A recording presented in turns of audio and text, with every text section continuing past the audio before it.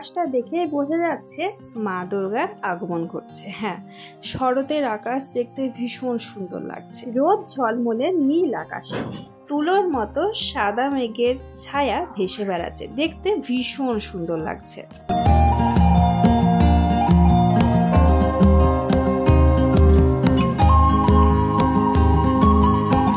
বাইরের সুন্দর আকাশটা দেখে চলে এলাম রান্নাঘরে। সকালের কাজ কমপ্লিট, দুপুরের রান্নার আয়োজন চলছে।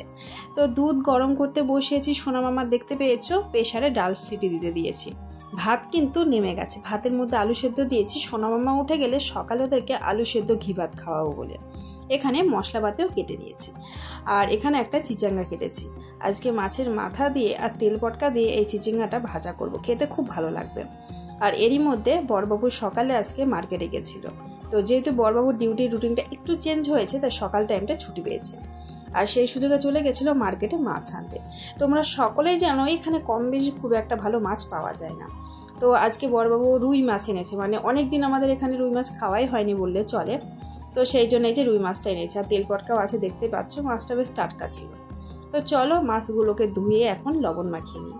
তো চলো এর সাথে আমার ভিডিওর এন্ট্রিটাও দিয়ে দিই। তো hello everyone, welcome back to my channel Payel lifestyle. কেমন আছো তোমরা সবাই? আশা করি ভালো আছো। তোমাদের আশীর্বাদ ও ভালোবাসে আমিও বেশ ভালো আছি। আর ভালো আছি বলেই চলে এলাম নতুন দিনে নতুন আরও একটা ভিডিও নিয়ে। তো আজকের এই ভিডিওটা শুরু থেকে শেষ পর্যন্ত জুড়ে থাকার অনুরোধ রইল বন্ধুরা। আশা করি ভিডিওর কোনো অংশ হলেও ভালো লাগবে। আর যদি ভিডিওর কোনো অংশ ভালো লেগে থাকে তাহলে নতুন বন্ধুদের উদ্দেশ্যে বলছি, তাহলে চ্যানেলটাকে সাবস্ক্রাইব করে পাশে থেকে যাবে, মিষ্টি করে একটা কমেন্ট করে যাবে। সেই কমেন্টের মাধ্যমে চলে যাব তোমাদের পরিবারে। সাধারণ ভিউয়ার্স, ইউটিউব ফ্যামিলি ফ্রেন্ডস সকলকে অসংখ্য ধন্যবাদ ডেলি আমাকে সাপোর্ট করার জন্য, আমার পাশে থাকার জন্য। তো যাই হোক, তোমাদের সাথে কথা বলতে বলতে দেখতেই পেলে মাছগুলোকে কিন্তু আমি ফ্রাই করতে শুরু করে দিয়েছি। আর মাছ ভাজার আগে কিন্তু আমি তেলের মধ্যে একটু কাঁচা লবণ দিয়েছি, এতে করে মাছটা কিন্তু কম ফাটবে। অনেকে হলুদও দিতে পারো, হলুদ দিলেও কিন্তু কম ফাটে। তো যার যেটা চয়েস সে সেটা ইউজ করবে। তো যাই হোক, মাছগুলো দেখো এক পিঠ ভেজে নিয়েছি, আর এক পিঠ দেখো পাল্টে মারছি। আর আমি কিন্তু এইভাবেই মাছ ভাজি। তোমরা অনেকেই জেনে গেছো আমার ইউটিউবের বন্ধুরা, আমি মাছের একটা পিঠ পুরোপুরি ভালোভাবে ভেজে নিই, তবেই কিন্তু আর একটা পিঠ ভাজি। এতে আমার সময়ও কম লাগে, এমনকি কষ্টটাও কম হয়। তো যাই হোক, মাছগুলোকে বেশ একটু লাল লাল করে ভেজে নেবো ভাবছি। এরই মধ্যে সোনা মাম্মা কিন্তু অনেক আগেই ঘুম থেকে উঠেছে আজকে, তবে আমার সোনা কিন্তু অনেকটা আগে উঠেছে। সোনা কিন্তু পাপার সাথে মার্কেটে গেছিলো মাছ আনতে, তো ওদের বেশ খিদে পেয়ে গেছে। আর ভাত তো নেমে গেছে, তোমরা দেখেছো ডাল সেদ্ধ করেছি, ডালের মধ্যে সবজি দিয়েছিলাম।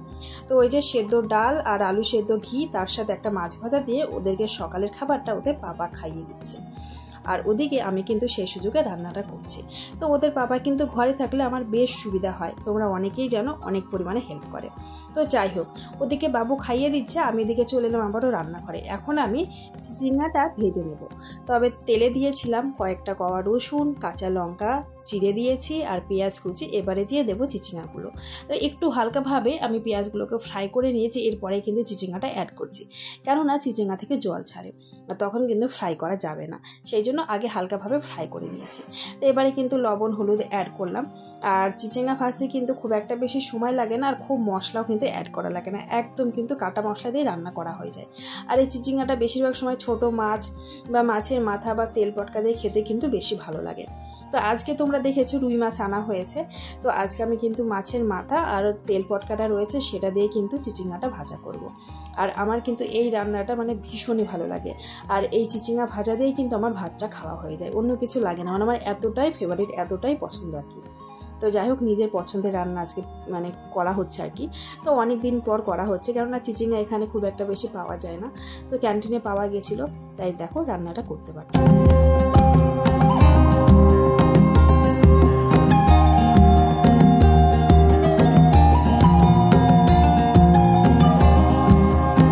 ওদিকে চিচিঙ্গাটা ভাজা হয়ে গেছে, কড়াইতে তেল দিয়েছি, এবারে কিন্তু আমি আলুগুলোকে ভেজে নেব।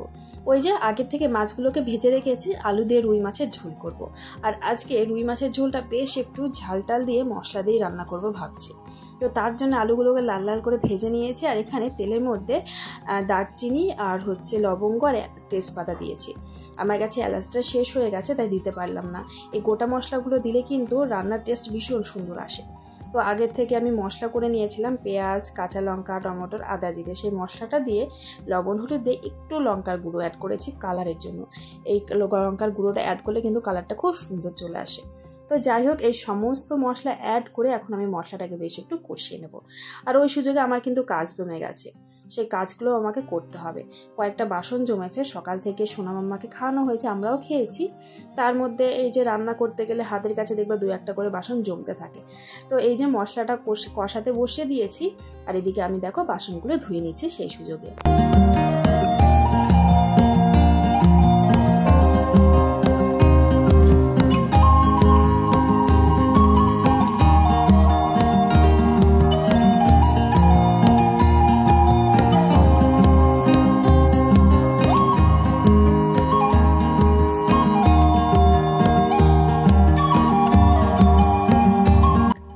বাসন ধোয়া হয়ে গেছে, এদিকে দেখো মশলাটা প্রায় কষানো হয়ে এসেছে।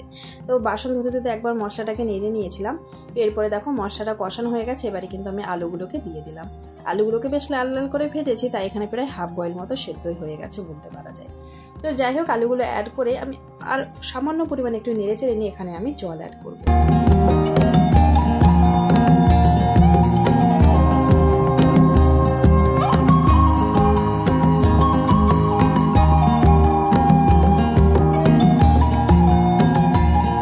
জল অ্যাড করে দিয়েছি, তো এখন আলুটা সহ ঝোলটা ফুটতে থাকুক। আর আরও একটা কাজ জমে আছে, সেটা করতে চললাম। তো অনেক জামা কাপড় ধোয়া হয়েছে, কালকে জামা কাপড় কিছু ছিল, সকালে আজকেও কেচে দিয়েছিলাম। আর বাইরেও দেখতে পেলে কি পরিমাণে রৌদ্র ছিল, তো সব জামা কাপড় শুকিয়ে গেছে। তো রান্নার মাঝে কিন্তু আমি জামা কাপড়গুলো তুলে রেখেছি।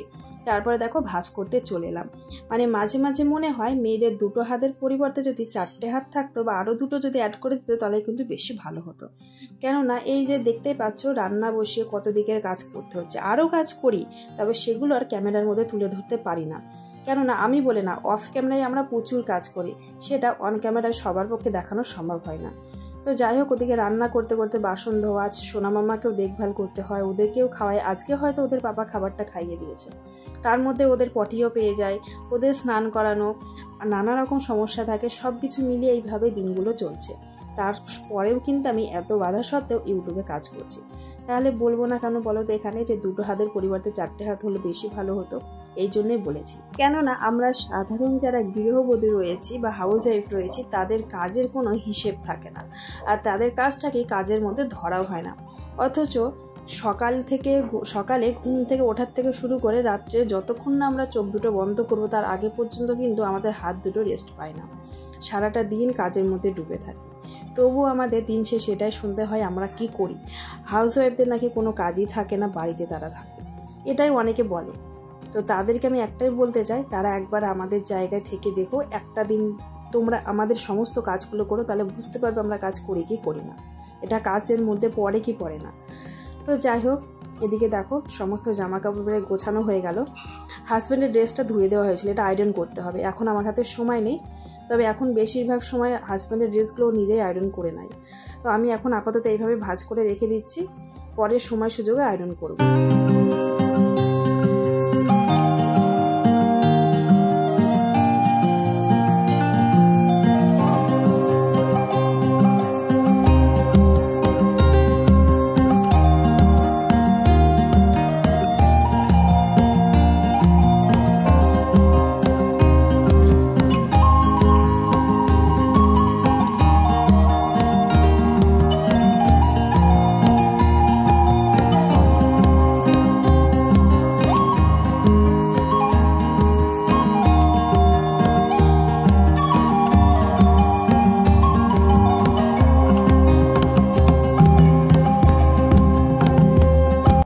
হাতের এদিকের কাজ কমপ্লিট হলো, জামা কাপড় গোছানো হয়ে গেল। এখন দৌড়ে চলে যাচ্ছে আমি রান্নাঘরে। এসে দেখি দেখো ঝোলটা ফুটে গেছে, মানে আলুটাও সেদ্ধ হয়ে গেছে। তো মাছগুলোকে আমি দিয়ে দিলাম, আর মাছগুলোকে বেশ কড়া করে ভেজেছি, দেখতেই পাচ্ছ। মাছগুলো একটু বেশ লাল লাল করে ভেজে নিয়েছি আমি। আর রুই মাছ একটু কড়া করে ভাজলে কিন্তু আমার খেতে ভালো লাগে। আর মাছের ঝোলটা বেশি সময় লাগবে না, আলুটা সেদ্ধ হয়ে গেছে, মাছ দিয়েছি, দেখতেই পাচ্ছ। আর তোমরা বেশিরভাগ সকলেই জানো আমি দোকানের গুঁড়ো মশলাটা খুব একটা বেশি অ্যাড করি না। তো ঘরের যে মশলাটা তৈরি করে রাখি, সেই মশলাটা এখন সামান্য পরিমাণে আমি কিন্তু অ্যাড করব, তারপরে কিন্তু নামিয়ে নেব।